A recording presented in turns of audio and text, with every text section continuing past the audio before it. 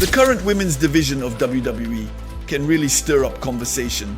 Some wrestlers are highlighted, while others have to settle for scraps. A Chelsea Green can be humiliated while Nia Jax delivers similar promos one after another. But what does this division need? How can it be made more interesting than just a filler moment on Smackdown, for example? In my opinion, which wrestlers are seeing their potential completely wasted? Who absolutely needs to return? What booking is needed for others? You are on the Wrestling Paradise. Enough with the grand speeches about the women's revolution. Let's analyze this WWE division together in 2024. Here we go, damn it. And I will tell you right away what inspired me to take stock of the women's division. And it's true that what I observe regarding this is rarely really convincing. I often find that the promos we have on Smackdown, especially with Nia Jax, even though I am a fan of the situation surrounding Tiffany Stratton, who is a bit of my sunshine on Smackdown, and even in the women's division in general, for the rest, I find that their interactions between the different wrestlers, whether it be, for example, with Nia Jax, but also with Bayley, Naomi. So Tiffany Stratton is a bit of an exception. Bianca Belair and Jade Cargill, whom I absolutely adore. I love both of them. I think they have it all, really. The qualities. They have all the assets of true stars, both of them. Just like Chelsea Green and Piper Niven. So on the Raw side, I could also mention Damage Control. Basically, it's mostly teams, right? Raw, Damage Control, Pure Fusion Collective, Unholy Union, Rhea Ripley, Liv Morgan, and the returning Raquel Rodriguez. My real feeling when I see all this, especially on SmackDown, is that their interactions are often very poor. Whether in promos or backstage, the content usually consists of them just saying, yes, I am better than you, and I will prove it. Or else I want to beat you and show that I am this. I need no one, blah blah. It's often very limited. And there, I think we should blame the writers who write that. They are really very scripted. That's often the problem I feel in the promos with the female wrestlers. And frankly, it's not their fault. It's clearly the creative material they're given. It sounds too scripted, it sounds too written in general. Often, it feels like in the exchanges that can happen, for example, in the Smackdown on October 11th, 2024, there was an exchange between Nia Jax and Naomi where you really felt that one had to say a certain phrase to hope for a specific reaction, and then conversely, so that in the end, we would want to see a match between the two. And I tell myself, but all of this, there is no effort, It's very poor. And it really frustrates me regarding the women's division because there is so much more that can be done. And I will quote our friend Mathieu, who said regarding this women's division that he hoped there would be returns soon because he felt it was lacking. So, Mathieu loves Alexa Bliss, and I understand him. She can be really great, Alexa Bliss, and she has a real talent for telling stories and playing a character. Personally, I find that his entire period in this role, to summarize, Related to Bray Wyatt, who rests in peace. Of course, peace to his soul. But in any case, what is certain is that this dynamic with Bray Wyatt was interesting. She had a side that was sometimes possessed, sometimes demonic, and sometimes innocent. A contrast between the two at times that could be really interesting. So, I find that she certainly has the talent to play characters like others do. I think we will get there. For example, Chelsea Green has more than enough talent and qualities to be an entertaining character. And that, once again, it's the booking. The problem is how she is utilized. Anyway, Mathieu suggested for the upcoming return of Alexa Bliss that either we put her with the Wyatt 6, which would be the most obvious choice, and I agree, that's the most predictable. But on the other hand, would that be so bad? Well, what I fear a bit, if we put her with the Wyatt 6, Alexa Bliss, is that in any case, in the fall of 2024, it is still very rare to see them. They are often small, quite intriguing vignettes, but rather repetitive. And I hope they don't end up falling into the ocean of mediocrity like others. In the end, I should rather call it the ocean of disinterest. Basically, the idea is that there are many who are all in the same boat where we are here. We are in the mid-card or even in the low-card and we are given nothing, or we are put very little in the spotlight, especially with potentially longer shows overall, even though there are rumors that Smackdown could move to 3 hours. In any case, with Netflix as well, we wonder if Raw will be shorter. Will all these wrestlers who are in anonymity really have the chance to exist? A real question. In any case, the second thing you suggested, Mathieu, was to put her in a rivalry against Tiffany Stratton for a good laugh over a few matches, and then against Bianca Belair to reignite the rivalry. It's true that there had been Alexa Bliss against Bianca Belair at one point, and you hoped she would be the first to pin Jade Cargill, Alexa Bliss. To be strong and credible, it's true that whoever does it will have momentum. That's undeniable. And you also suggest that she should go after the title from Nia Jax, because you find her reign and booking to be disgusting. I must clarify that Nia Jax, for example, stands out in this division, but in what area? The one on the larger-than-life side. It's true that you can't take away from her that she has an intimidating presence, that she is massive, and that she is very strong and tall, at least compared to others. This can still make her impressive and give her an aura. Personally, I think that with such a physique, she should be given a role where she speaks little and where they don't try too hard to humanize her. She needs to preserve that intimidating and monstrous side a bit. In short, I agree with that. In any case, personally, I find that Nia Jax has great qualities, but her reign, it's true. The promos she has, the rivalries she has are really, unfortunately, very sports-oriented, and the loyal viewers of the channel have noticed this. I often lament when stories rely solely on the competitive aspect, so I know that, and I understand that some may also enjoy the aspect, like in a football match or in a match of any other sport, where you simply two entities, whether teams or individual athletes, who are strong and have their qualities, face someone else and simply see who is the best. And that can be enough to tell a story. But I want to tell you, we are in sports entertainment. It's not just about the sport. When it comes to entertainment, it means story, it means character, and not just, yes, you against me, and we see who is the best. In this case, who is the best? And it's true that I criticize Nia Jax's reign so far for being too focused on the side of, well, I'm going to dominate you and prove that I'm better than you. No, I am better than you. Let's settle this in the ring. This is still very poor. And it's very unfortunate. It doesn't allow enough female wrestlers to shine. And there are those who deserve it. And one that I want to focus on is Chelsea Green. So Chelsea Green, let's say that her most notable element of fall 2024 is not the most rewarding and not the most glorious, even if for her mission, which was to create an entertaining moment, she succeeded. Basically, what was Chelsea Green's standout thing? It was that she had a dumpster match against Michin. So, today I'm going to call her Michin to be very clear that I am not disrespecting her at all. It's just for a little laugh, don't be afraid.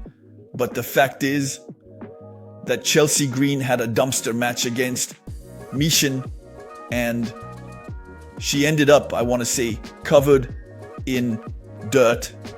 There you go. She had gone through the trash. She lost that match, and it led to a segment where she was backstage, and literally a large part of the roster was watching her and making fun of her. So I think to myself, poor Chelsea. It's really so. Even though it's true that this has existed before in WWE, characters like that, who we see being humiliated, have this perhaps somewhat detestable and contemptuous side, which makes us want to see them humiliated, and we take pleasure in it.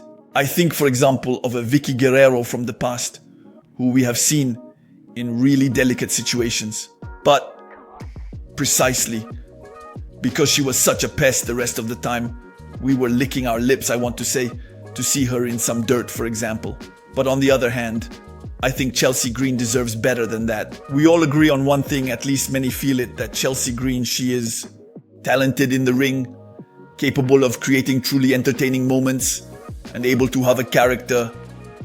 Moreover, I would like to point out that in an interview with Chris Van Vliet, she stated that she herself didn't care about summarizing titles and championships in terms of the sports aspect, and that her goal was much more about entertainment and the idea of creating memorable moments who have amused us, who have entertained us. And on that, it's true that she has proven it again.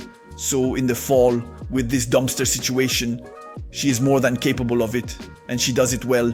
She does it well. And also, it's true that another thing she does well, Chelsea Green, in her somewhat heel role as a somewhat detestable wrestler, a bit, not completely arrogant.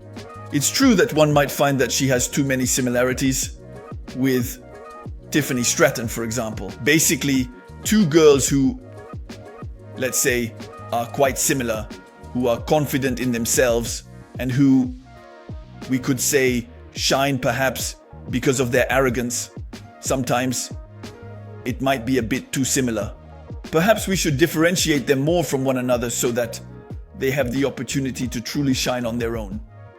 But I will rely on a comment from our friend Tani, who said, "Let's put some respect on Chelsea Green." Yes, Tani, yes, I agree. It's such a waste of talent. I agree, absolutely. However, I don't mind that they're pushing Mission a bit, as she deserves it too. Well, honestly, I'm going to tell you frankly, I prefer Chelsea Green to Mission. After all, it's a matter of personal taste, obviously. Purely as a character and as a wrestler to entertain us, I think Chelsea Green could have, at least in the booking done by WWE, more to offer. Chelsea Green. But yes, it's a waste. I agree with you, Tani, and it's clearly a shame. And above all, you insist on a notion, and you are right to do so. Respect. I agree that even though Chelsea Green says she loves to create entertaining moments, and that's to her credit, because frankly, entertainment is what we remember over time. The moments that entertained us, captivated us, made us laugh or cry in WWE. And Chelsea gets that, so kudos to her. I find that, for example, a Piper Niven could also very well be a solo competitor, as she was back when she was Doudrop. Well, even if it wasn't necessarily the most credible, entertaining or great identity, that's for sure. But I find, despite everything, that, for example, a Piper Niven / Doudrop as a credible and dominant solo competitor with a physique that is still, there is definitely a larger than life quality, that's for sure. She deserves that kind of usage. Instead of being relegated with Chelsea Green to a secondary team that is content to be ringside for matches or to highlight baby faces. Chelsea Green has highlighted Mission, just like more recently, they essentially serve in a way to showcase for other teams. And it's a shame. Aren't they worth more than that? Damn, it's true that this is really how I feel when I see this, and I wonder how to save not just Chelsea Green, but also, let's say, how to save this women's division altogether. How to make it less poor, to make it, let's say, richer too, because in the fall of 2024, for example, you literally retain two storylines. The first one is the one we mentioned between Nia Jax and Tiffany Stratton, which basically revolves around the question of Tiffany, Tiffy time or not, cashing in or not on Nia Jax, loyalty or betrayal regarding Nia Jax. While the other women's rivalry isn't even exclusively female, as it involves Liv Morgan against Rhea Ripley. In summary, Liv Morgan took her title and also her lover, in a way, the famous Dominic Mysterio. If you think about it, when you compare the number of female wrestlers to the number of ongoing storylines in the fall of 2024, you wonder, how is it that there are so few? It's true. So, what I mainly notice is that the really traditional and stereotypical use that WWE currently makes of a female wrestler is that if you're in the main roster, they will put you in a team. For example, I mentioned earlier, Damage Control, Pure Fusion Collective, Unholy Union, and in a way, Judgment Day. Which female wrestler is not part of a team? It's true, and unfortunately, that's how I feel about alliances in WWE. When you're in a team, you either end up shining by separating from that team or by turning against the team. And that's not always the case either. It can sometimes really fall flat or be truly disappointing in the end. For example, I'm not sure that if, in the Pure Fusion collective, I would like to see Shayna Baszler suddenly turn against them and become a solo competitor, there would really be much interest in seeing the dissolution of the worst collective fumble. For instance, unfortunately, and that's a shame. But what does it take to fix this? How can we create interest? I tell you, I think the female wrestlers have far too few promos, and when they do have them, they are rarely alone. In any case, most of the time, it is very often one of the main wrestlers who might say, yes, such and such, I will face this person and I will do this. But she is interrupted by her opponent who says, no, I am better than you. And it ends in a brawl. Honestly, am I not just describing the typical women's segment in WWE in 2024? And it's unfortunate. It shouldn't be like this. For example, I would much prefer to have a Nia Jax, since we talked about her, who stays alone throughout her promo. So I could say the same for a Chelsea Green or for others. I would prefer that WWE. So is it a matter of trust? Do we not want to give them the responsibility of carrying a segment of a show by themselves? Is it that we don't trust them? Or perhaps a question that might be a bit more pointed. Is it that these four individuals have the ability to carry a segment in a show that is supposed to have no weak moments and still captivate the audience, even if just for 10 minutes? So I think they have the level.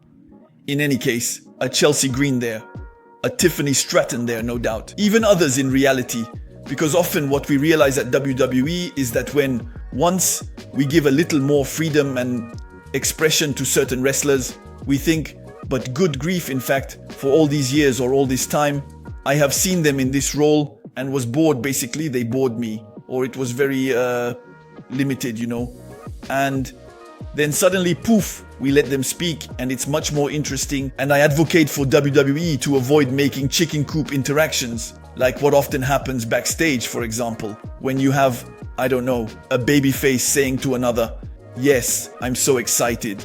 Having this match where this guy comes in is indeed great, yay, hug. Instead of doing that, create the 6 deaths instead. Perhaps fewer segments that serve no purpose, and also be able to judge the talent that some have. And there you go. Who deserves better? Who deserves better? I think that Chelsea Green, for example, should have. So maybe. Could a real turnaround at this moment be that these successive humiliations and this crazy secondary role could, after a while, creating in her character a frustration and a sense of injustice that makes her angry, and what she could do to us after the summer of Punk, the summer of Chelsea in 2025? Honestly, this is an original way to utilize her. Here's something that would be creative. If I were a writer, I would think, since we're putting Chelsea in the background or having her do some unglamorous things, let's push it to the maximum, really pushing her character to the limit, so that one day she gets fed up and starts taking down everyone. Physically, against some, yes, she could have the legitimacy to do it, but at least in any case, in her speech, she could be fed up. And maybe be at war with Triple H, really at war on screen against WWE. Basically, she could give us a CM Punk 2011 moment and a pipe bomb from Chelsea. So let's hope, and I'll end with this, that we will have a pipe bomb from Chelsea Green one day. Just like let's hope that this division will be improved by the return of some. I'm thinking of Charlotte Flair, for example, who, whether we like it or not, still brings a certain stature, credibility, and charisma. For example, her promos, I find that in general she could still sound more natural and more confident in this area as well. It is true that there are also those who lack the shoulder, stature, and aura to truly be worthy of being the faces of the company. I think of Leia Valkyria, for example, who has talent, a lot of talent in the ring, but who needs to be developed perhaps.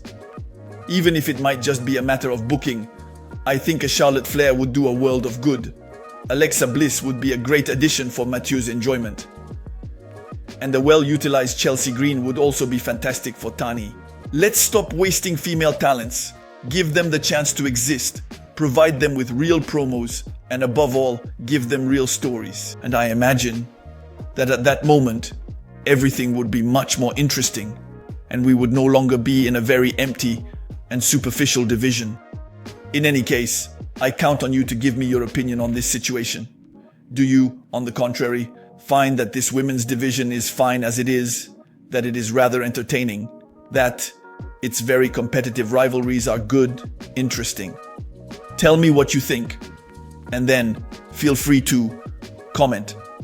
I take this opportunity to thank everyone who does. I read your comments with great interest, really. They often reflect viewpoints based on your feelings and tastes. And we are here to share them, so it's a pleasure. And of course, it helps the channel. So thank you from the bottom of my heart to those who do it. Don't hesitate to do so. In short, let's hope that the women's division eventually gets saved. In any case, the potential is still there. We can say that this topic raises a lot of questions. I hope you had a good time watching this video, and I invite you to stay in the paradise of wrestling to look at some other ones. See you right away. And that's the bottom line, 'cause Stone Cold said so. What?